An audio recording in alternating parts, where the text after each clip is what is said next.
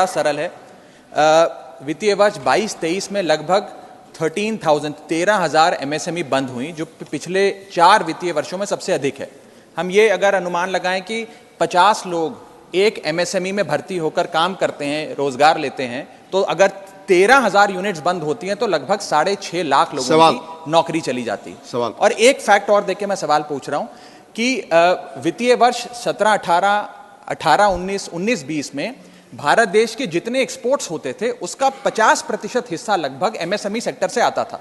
आज वो 50% से घट के 44% हो गया, यानी कि एमएसएमई के एक्सपोर्ट्स भी गिरते जा रहे हैं। सवाल मेरा माननीय मंत्री जी से यह है कि जिस प्रकार से एमएसएमई सेक्टर की ग्रोथ तो छोड़िए, जिसमें गिरावट देखी जा रही है, उसके क्या कारण है और खास तौर पे उसका रोजगार पर क्या प्रभाव पड़ा? धन्यवाद।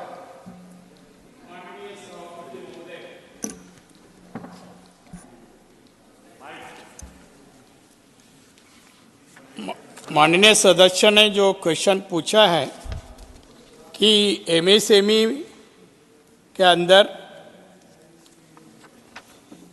19, 20, 21 और 22-23 से 3-4 सालों में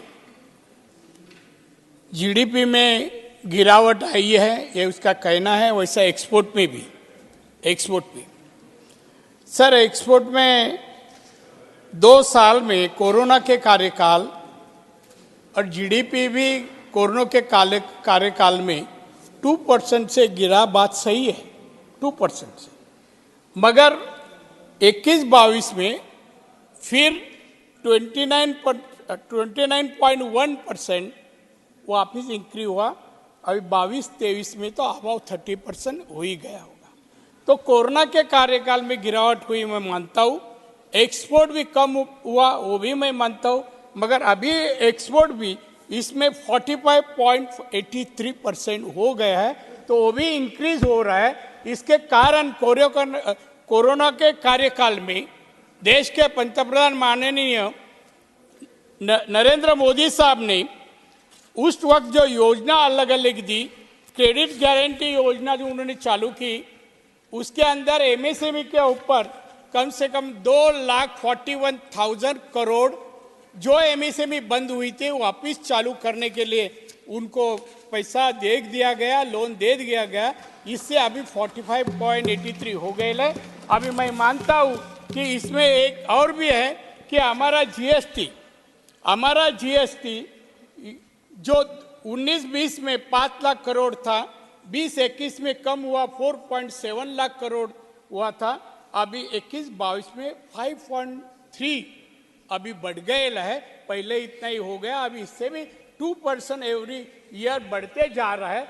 तो आपने कहा गिरावट हुई थी कोरोना के कारण, मगर अभी फिर एमएसएमई में अलग अलग योजना देकर वापिस जो उद्यमी बनते वो चालू हो गए और अच्छा उत्पादन दे रहे हैं। उसका फिगर मैं जीएसटी के माध्यम से मैं कहा। धन्यवाद। Second supplementary briefly. पहले मैं जरा एक सवाल सेकंड सप्लीमेंट्री आप सवाल मंत्री जी ने जो फैक्ट बोला गलत बोला है, तो मैं आप उसके लिए दूसरे रास्ते हमारे राघव चड्ढा जी, आप सवाल पूछे। अच्छा, मैं आगे चल मैं एक सवाल और पूछना चाहूंगा। आप सवाल पूछे। एनपीएज और लोन डिफॉल्ट्स की जहां तक बात है, इस एमएसएमई के सेक्टर में यह देखा गया है कि बहुत बड़ी तादाद में जो लोन्स लिए गए, चाहे सरकार की किसी योजना के तहत लिए गए या बैंकों से लिए गए, वो लोन डिफॉल्ट हो गए, सिंपली बिकॉज वो सेक्टर पूरी तरीके से गिरता जा रहा है पिछले 3-4 वित्तीय वर्षों में। खास तौर पे भारत सरकार एक स्कीम लाई थी जिसका नाम था emergency credit line guarantee, ECLGS।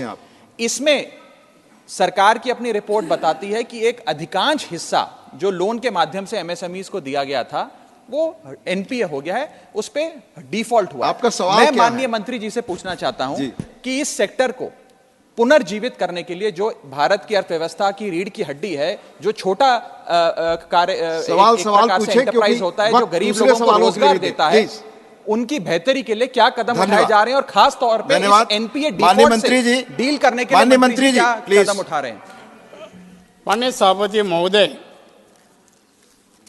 मैं पहले कहा कि कोरोना के कार्यकाल में कई उद्यमी बंद हुए थे, कामगार भी चले गए थे, उस वक्त गिरावट जरूर थी जीडीपी में। अगर उसी तरह लोगों ने लोन भी रीपेमेंट न किया, एमपी बहुत सारे अकाउंट एमपी हो गए, इसलिए इमरजेंसी क्रेडिट योजना 5 लाख करोड़ देश के पंतप्रधान जी ने इस डिपार्टमेंट के लिए दिए। उसमें से 2,41,000 करोड़ ये उद्यमी के लिए, और जिन्होंने एमपीए हुआ उनको भी वापस लोन देने के लिए उसका जो लिमिट था 1 करोड़ वो 5 करोड़ तक लेके गए, उनको पुनर्जीवित करने का काम सरकार ने किया। इसलिए उत्पादन फिर बढ़ा, पहले इतना ही उत्पादन बढ़ा, कुछ घाटा नहीं हुआ है। तो मैं समझता हूँ वो सभी इंडस्ट्री फिर चालू हो गए हैं, ये मैं आपको कहना चाहता हूँ। धन्यवाद।